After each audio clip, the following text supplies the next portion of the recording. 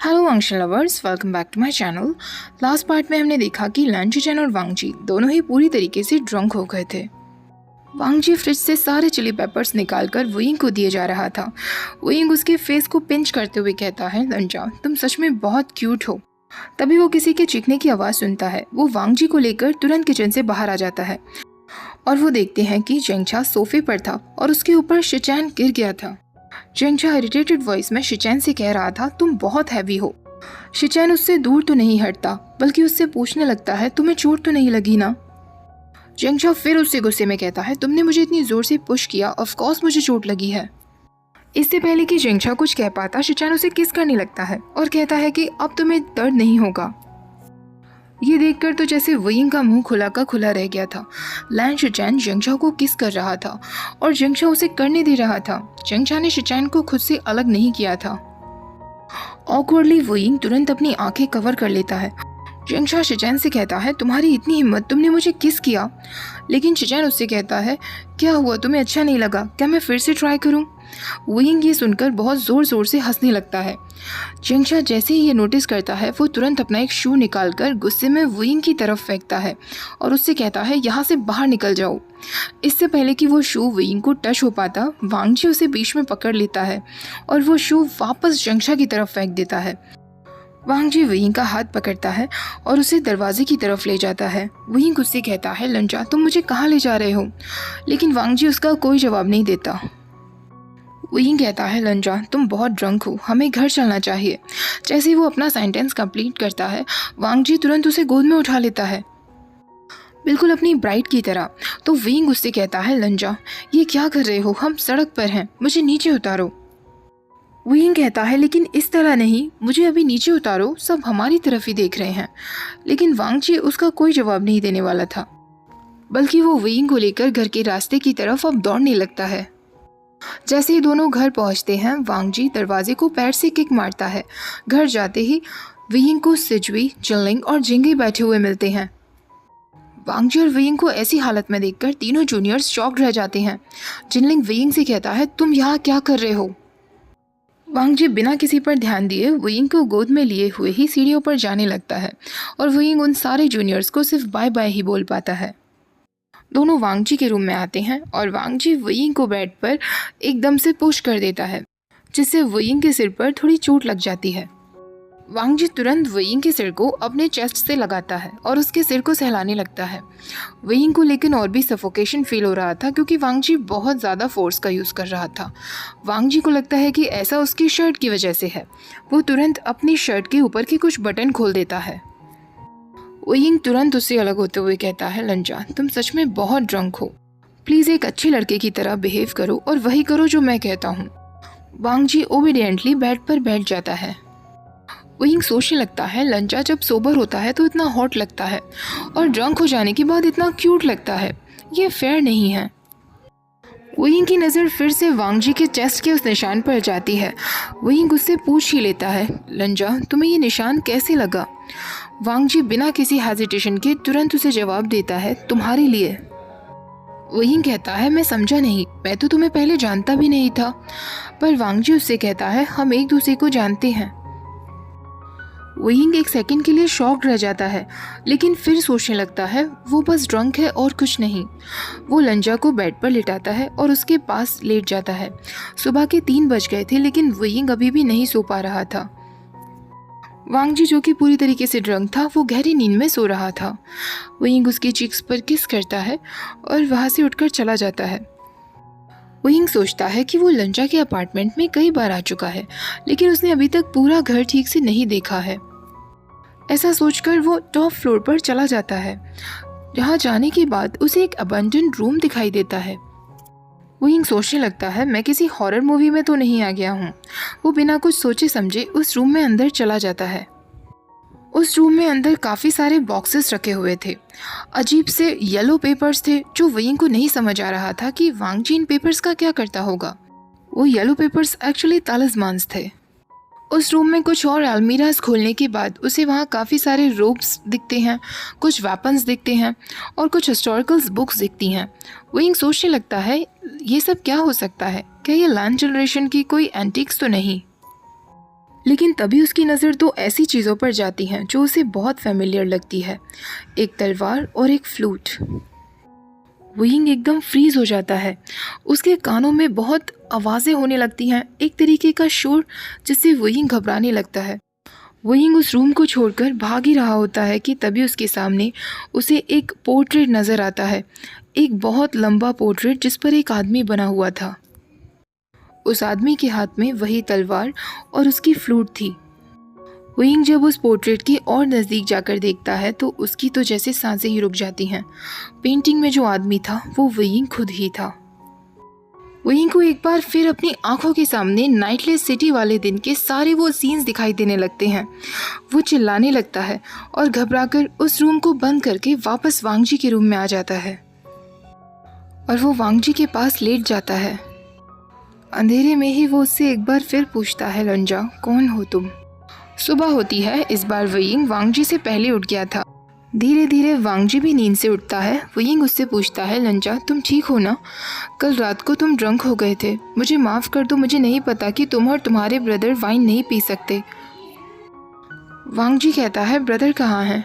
वुयिंग कहता है, चिंता मत करो लंजा, जंगशा उनके साथ है। वांगजी अब उससे पूछता है, कल रात को मैंने कुछ किया तो नहीं था? वुयिंग मुस्कुराने लगता है और उससे कहता है, कुछ नहीं लंजा, बस तुमने जंगशा को उसके ही शू से जान से मार ही दिया था, लेकिन बाकी और तुमने कुछ नहीं किया। इस पूरे वक्त वांगजी सिर्फ वुयिंग की तरफ ही देखे जा रहा था और वो समझ गया था कि वुयिंग के दिमाग में कुछ चल रहा है। वो उससे पूछता है, क्या कुछ बात हो गई है? वुयिंग उससे कहता है, कुछ भी नहीं हुआ लंजा, मैंने कहा ना तुमने कल रात को कुछ नहीं किया था। वांगजी अपना हाथ उसके नज़दीक ले जाकर कहता है, कोई बात तुम्हें परेशान कर रही है? वुयिंग फिर उससे कहता है, नहीं लंजा, मैं बस थक गया हूँ। वांगजी फिर उससे कहता है, मैं हमेशा तुम्हारे साथ हूँ। वुयिंग उसके फोरहेड पे किस करते हुए कहता है, मैं जानता हूँ लंजा, अब मुझे वर्क के लिए जाना होगा, क्या मैं तुम्हारे कुछ कपड़े ले सकता हूँ? मेरे पास इतना टाइम नहीं कि मैं अपार्टमेंट वापस जा सकूँ। वांगजी उससे कहता है, तुम्हें जो चाहिए तुम वो ले सकते हो, मैं तुम्हें स्कूल छोड़ दूँगा। वुयिंग कहता है, नहीं लंजा, उसकी कोई ज़रूरत नहीं है, तुम्हें रेस्ट करना चाहिए, मैं सिजुई को लेकर बस से चला जाऊंगा। वांगजी कहता है, नहीं मैं ठीक हूँ। वुयिंग कहता है, मैं भी ठीक हूँ लंजा, इसीलिए मैं कह रहा हूँ कि मैं बस लेकर सिजुई को अपने साथ ले जाऊंगा, तुम यहीं रहो। वांगजी अचानक से वुयिंग को अपनी तरफ खींच लेता है। दोनों बेड पर गिरते हैं। वांगजी उसे टाइटली पकड़ लेता है जैसे वो उसे ना जाने देना चाहता हो। वुयिंग एक बार फिर से अपने सारे क्वेश्चंस को भूलकर वांगजी को किस करता है। स्कूल ओवर हो जाने के बाद वुयिंग को वांगजी का मैसेज रिसीव होता है जो उससे कह रहा था, मैं बाहर खड़ा हूँ। वुयिंग उसे मैसेज करता है, मैंने कहा था ना आज पूरे दिन तुम रेस्ट करना, फिर भी तुम मुझे पिक करने के लिए आ गए। वांगजी कहता है, मैं बिल्कुल ठीक हूँ। वुयिंग कहता है, सिजुई ऑलरेडी बस से जा चुका है। वांगजी कहता है, मुझे पता है। वुयिंग कहता है, ठीक है फिर मेरा इंतज़ार करो, मैं आ रहा हूँ। वुयिंग जैसे ही जा रहा होता है, अचानक से कोई उसका हाथ पकड़ता है और उसे अंधेरे में खींच लेता है। वुयिंग जोर जोर से चिल्लाता है, लेकिन उस इंसान ने वुयिंग का मुंह भी दबा दिया था। तभी स्कूल का हेडमास्टर शेन आयुएन भी पास से गुजर रहा था। वुयिंग की आवाज़ सुनते हुए वो तुरंत कहता है, कौन है उस तरफ? उस अननोन मैन ने जिसने वुयिंग को दबाया हुआ था वो तुरंत वुयिंग को वहाँ छोड़कर भाग जाता है। वुयिंग गहरी सांस लेता है और शेन आयुएन के पास आकर कहता है, थैंक गॉड आज तुमने मेरी जान बचा ली। शेन आयुएन उससे कहता है, तुम्हें केयरफुल रहना चाहिए, आजकल बहुत गैंग अटैक्स हो रहे हैं और मैं सुबह से देख रहा हूँ ये अननोन मैन यही स्कूल के बाहर खड़ा था, जैसे वो तुम्हारे ही इंतज़ार में हो। वुयिंग कहता है, हो सकता है उसने मुझे कोई और समझ लिया हो। शेन आयुएन कहता है, मैं फिर भी कहता हूँ केयरफुल रहना। वुयिंग अब भागते हुए वांगजी की कार की तरफ जाता है। वो वांगजी के कार के अंदर बैठकर जोर जोर से सांस लेने लगता है। वांगजी उससे पूछता है, क्या हुआ वुयिंग? लेकिन वुयिंग उसका कोई जवाब नहीं दे पाता, बस उसका हाथ पकड़ लेता है और उससे कहता है, लंजा प्लीज़ मुझे जल्दी से घर ले चलो। वांगजी उससे कहता है, लेकिन तुम्हें हुआ क्या, प्लीज़ मुझसे बात तो करो। वुयिंग कहता है, प्लीज़ लंजा घर चलो। वांगजी तुरंत कार चलाना शुरू कर देता है। दूसरी तरफ जंगशा और चिचैन साथ साथ जा रहे थे। अचानक से उनकी तरफ एक कार इतनी स्पीड में आती है कि चिचैन जंगशा को धक्का दे देता है और अगले पल जो जंगशा ने देखा था वो देखकर बिल्कुल शॉक्ड रह गया था। शिचैन अपने पाउच से तलवार निकालता है और हवा में उड़ते हुए उस कार की ड्राइवर सीट की तरफ जाता है। उसे पता चलता है कि ड्राइवर ऑलरेडी मर चुका था। वहाँ काफ़ी लोग मरे पड़े थे। ये काम भी वही गैंग अटैक्स का था, जिनमें से एक अटैकर जिसका नाम शू यांग था, वो खुद आकर जेंगछा से उसे अरेस्ट करने के लिए कहता है। जेंगछा के दिमाग में अभी भी वही सब चल रहा था जो शिचैन ने अभी किया था, लेकिन वो तुरंत चीफ नी को वहाँ बुलाता है। शिचैन ने शू यांग को देखकर ही पहचान लिया था। वो पहले भी विकेट था और अभी भी बहुत विकेट है, लेकिन उसे ये नहीं समझ आ रहा था कि वो क्यों खुद को ही अरेस्ट करवाना चाहता है। जब चीफ नी वहाँ पहुँचता है तो जेंगछा उसे शिचैन के बारे में कुछ नहीं बताता। वो बस इतना बताता है कि उन पर एक हमला हुआ था और उन गैंग अटैक्स में से शू यांग भी एक है। चीफ नी शू यांग को वहाँ से लेकर चला जाता है। शिचैन को पता था कि जेंगछा के मन में काफ़ी सारे क्वेश्चंस होंगे जो वो उससे पूछना चाहता होगा, लेकिन शिचैन अभी उसे कोई एक्सप्लेनेशन नहीं दे सकता था। जेंगछा कहता है, मुझे लगा था कि हम कम से कम इतने नज़दीक तो आ चुके हैं कि तुम मुझसे सब शेयर कर सको। शिचैन को उसके लिए बहुत बुरा लग रहा था, लेकिन वो जेंगछा से कहता है, मुझे माफ़ कर दो, अभी मैं तुम्हें कुछ नहीं बता सकता। दूसरी तरफ वांगजी वोयिंग को उसके घर छोड़कर अपने घर आ गया था। रात के 11 बज चुके थे पर उसे नींद नहीं आ रही थी। उसे पता था वोयिंग के साथ कुछ तो हुआ था जिससे वो इतना घबरा रहा था, लेकिन वोयिंग ने उससे कुछ भी शेयर क्यों नहीं किया। तभी शिचैन उसे कॉल करता है। वांगजी उससे कहता है, ब्रदर क्या हुआ, इस टाइम पर तो आप कभी कॉल नहीं करते। शिचैन कहता है, वांगजी शायद मैंने गलती से हम दोनों को एक्सपोज कर दिया है। शिचैन उसे सब कुछ बता देता है कि किस तरह आज उसने शू यांग को देखा था और जेंगछा ने उसे उसकी तलवार इस्तेमाल करते हुए देख लिया है। वांगजी कहता है, ब्रदर शू यांग क्यों खुद को अरेस्ट करवाना चाहता है, क्या ये कोई जाल हो सकता है। शिचैन कहता है, मैं भी यही सोच रहा था वांगजी, जेंगछा ने मेरे बारे में अभी तक किसी को नहीं बताया है, उसने चीफ नी से भी झूठ बोला। वांगजी कहता है, ब्रदर आजकल वोयिंग भी बहुत अजीब बिहेव कर रहा है, मुझे डर है कि शायद उसे पास्ट लाइफ का कुछ याद आने लगा है। शिचैन कहता है, क्या तुम नहीं चाहते उसे सब कुछ याद आ जाए। वांगजी कहता है, नहीं ब्रदर, उसका पास्ट बहुत पेनफुल रहा है। तभी शिचैन कहता है, वांगजी हम एक बहुत लंबा जीवन जी चुके हैं, इस तरह जीते रहना हमारे लिए इम्पॉसिबल है। वांगजी कहता है, ब्रदर हमें क्या करना चाहिए। शिचैन कहता है, मुझे नहीं समझ आ रहा वांगजी, मैं अभी फ़ोन रखता हूँ, मैं बाद में तुमसे बात करूँगा। वांगजी को नींद तो नहीं आने वाली थी। वो उठकर देखता है तो अभी तक मिडनाइट भी नहीं हुई। वो अपने बेडरूम से उठकर बाहर आ जाता है और 3rd फ्लोर की तरफ जाता है जहाँ उसने वोयिंग की याद में रूम बनाया था। जैसे ही वो दरवाज़ा खोलता है सबसे पहले उसे वोयिंग का पोर्ट्रेट नज़र आता है। सालों पहले जब वो वोयिंग को देखने के लिए तड़पता था तो उसने अपने ब्रदर से कहा था उस पोर्ट्रेट को बनाने के लिए, लेकिन वो ये देखकर शॉक्ड था कि पोर्ट्रेट को जिस कपड़े ने ढका हुआ था वो कपड़ा नीचे गिरा पड़ा था। वो सोचने लगता है शायद हवा की वजह से वो नीचे गिरा होगा। काफ़ी टाइम तक वोयिंग के पोर्ट्रेट को देखने के बाद वो दूसरी तरफ जाता है और उसकी आंख खुली की खुली रह जाती हैं। वांगजी ने वोयिंग की तलवार सुईबियान को एक ग्लास केस में रखा हुआ था जिस पर उसने काफ़ी सारे तालिस्मान्स लगा दिए थे, लेकिन आज वो ग्लास केस खुला हुआ था और सुईबियान उसमें नहीं थी। सुईबियान पोर्ट्रेट के पास पड़ी हुई थी और सबसे ज़्यादा शॉकिंग बात यह थी कि वो अनसील्ड थी। ऐसा कैसे हो सकता था? सुईबियान को अनसील्ड तो केवल वोयिंग कर सकता था। अब वांगजी को सब समझ आ रहा था कि वोयिंग क्यों उससे इतना अजीब पेश आ रहा था और क्यों उससे खुलकर बात नहीं कर पा रहा था। वोयिंग ज़रूर कल रात इस कमरे में आया होगा और उसने सब कुछ देख लिया होगा। वांगजी सोचने लगता है कि उसे अभी की अभी वोयिंग से बात करनी होगी। दूसरी तरफ वोयिंग भी जागा हुआ था। वो सोच रहा था कि आज उसने लंजा को अच्छे से ट्रीट नहीं किया। अगर उसे अजीब से सपने आ रहे हैं तो इसमें लंजा की क्या गलती है।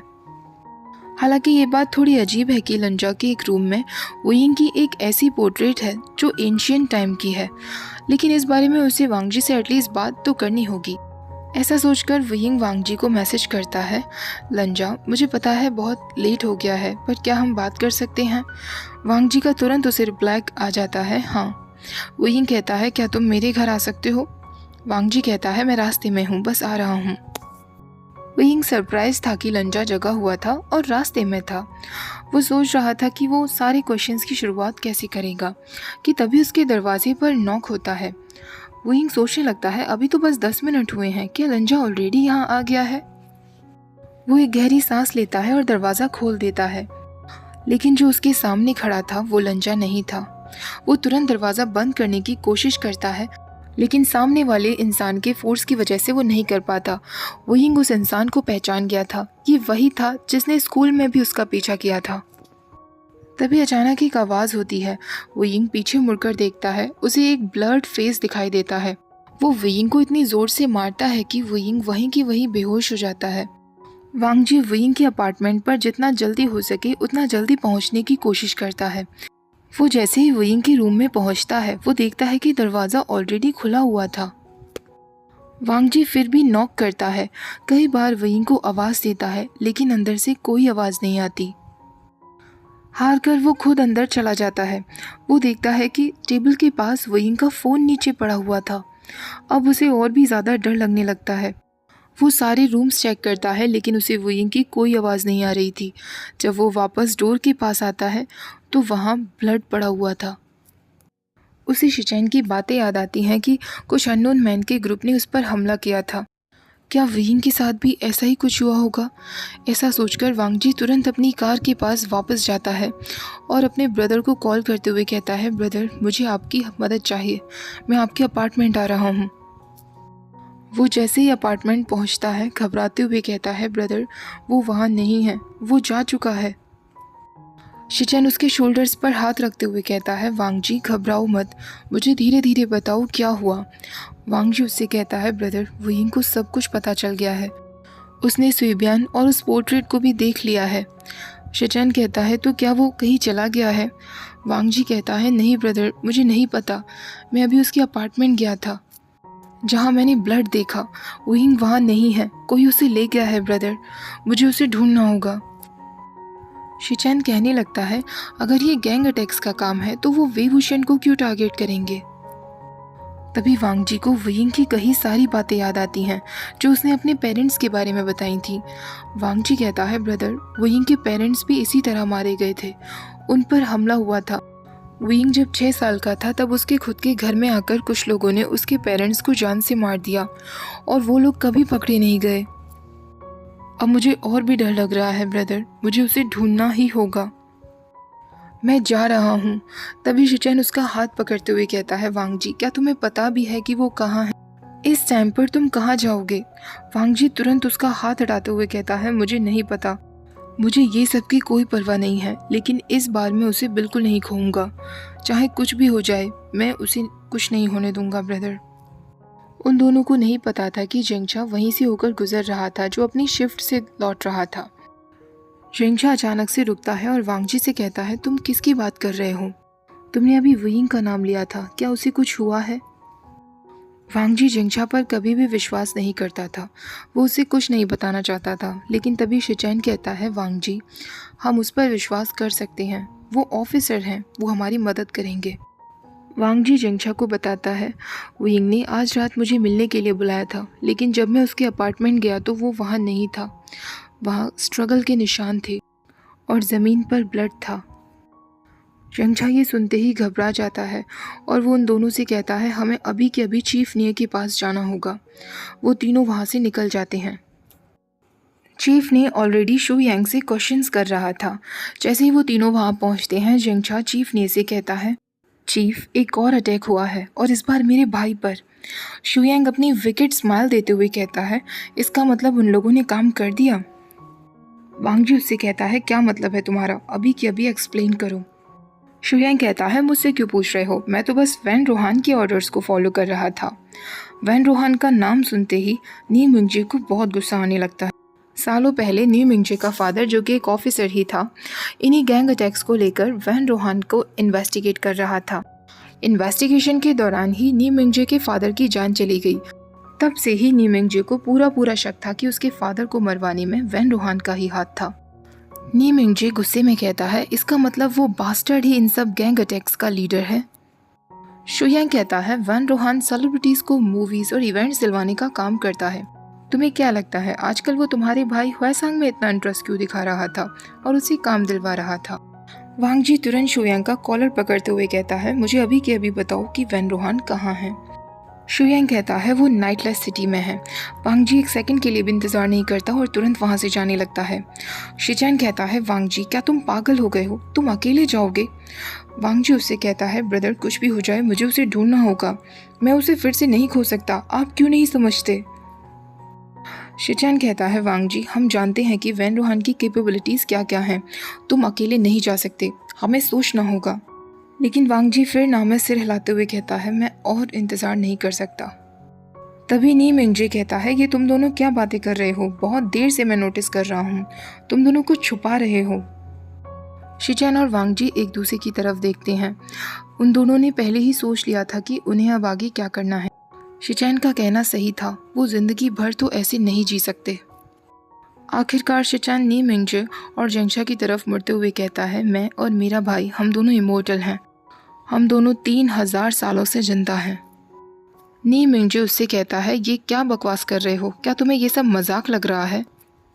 शिचैन कहता है आप ऑफिसर जांग से पूछ सकते हैं, उन्होंने मुझे मेरी तलवार यूज़ करते हुए देखा था। जब जेंगशा इस बात पर कुछ नहीं कह पाता तो शिचैन और वांग जी धीरे धीरे करके उन्हें सेक्ट की सारी बातें बताना शुरू कर देते हैं। सब कुछ सुनने के बाद जेंगशा कहता है अगर तुम जो भी कुछ कह रहे हो अगर वो सच भी है तो वयिंग को ये सब में क्यों धकेला जा रहा है, उसने ऐसा क्या किया था? शिचैन कहता है वैन रोहान का बेटा वैन चाओ, पास्ट लाइफ में वयिंग ने बुरी तरह उसका कत्ल किया था क्योंकि वैन चाओ ने तुम्हारे पेरेंट्स को मार दिया था। जहाँ तक मुझे लगता है अगर वैन रोहान को पास्ट लाइफ का थोड़ा भी कुछ याद है तो शायद इसीलिए वो ये सब कर रहा है। नी मिंगजे ये सब सुनकर कहता है तुम दोनों बहुत अजीब हो। शिचैन कहता है चीफ मुझे माफ़ कर दीजिए, मेरे पास और कोई तरीका नहीं है आपको प्रूफ करने का, लेकिन अभी हमें उन लोगों को ढूंढना होगा, शायद सब कुछ क्लियर हो जाए। जेंगशा कहता है चाहे तुम्हारी स्टोरी में सच हो या ना हो लेकिन मैं भी तुम्हारे साथ चलूँगा क्योंकि उन बास्टर्ड्स के पास मेरा भाई है और मैं ऐसे ही खड़ा होकर सब कुछ नहीं देख सकता। तभी नी मिंगजे कहता है तुमने कहा कि तुम मुझे और मैंग्याओ को हमारी पास्ट लाइफ से जानते हो, क्या तुम मेरा एक क्वेश्चन का जवाब दे सकते हो? क्या मैंग्याओ पर ट्रस्ट किया जा सकता है? जैसा कि तुम्हें पता है कि आज तक वो हमेशा मुझसे इन्वेस्टिगेशन को लेकर क्वेश्चंस पूछते आया है, तो मुझे डर है कि कहीं वो भी तो ये सब में शामिल नहीं है। वांग जी भी इस इंतज़ार में था कि शिचैन इस क्वेश्चन का क्या जवाब देगा, क्या वो अभी भी मैंग्याओ पर ट्रस्ट करता होगा? लेकिन शिचैन तुरंत कह देता है बिल्कुल नहीं, मैंग्याओ पर ट्रस्ट नहीं किया जा सकता। ओके गाइज इस पार्ट को यही ख़त्म करते हैं। तो अब इस फैन फिक्शन में भी नाइटलेस सिटी वाला वो दिन आने वाला है जिस दिन वयिंग मर गया था, तो क्या इस बार भी ऐसा ही होगा? ये तो मैंने आपको शुरुआत में ही बता दिया था कि इस फैन फिक्शन में मिलना भी है और बिछड़ना भी है, लेकिन एक हैप्पी एंडिंग होगी। तो अभी इस फैन फिक्शन के शायद 2 से 3 पार्ट्स और बन सकते हैं, फिर ये भी ख़त्म हो जाएगा। उसके बाद फिर हम एक नया फैन फिक्शन शुरू करेंगे। आप लोगों में से काफ़ी लोगों ने कमेंट किया था कि आपके पास मेरे पुराने फैन फिक्शंस के वीडियोस डाउनलोडेड हैं, तो अगर हो सके तो प्लीज़ आप वो मुझे सेंड कर दीजिए इंस्टाग्राम पर। मेरा इंस्टाग्राम हैंडल डिस्क्रिप्शन बॉक्स में है। ओके तो मिलते हैं फिर नेक्स्ट वीडियो में। वीडियो पसंद आई हो तो लाइक शेयर, चैनल को सब्सक्राइब करना मत भूलिएगा। Thank you for watching, bye bye.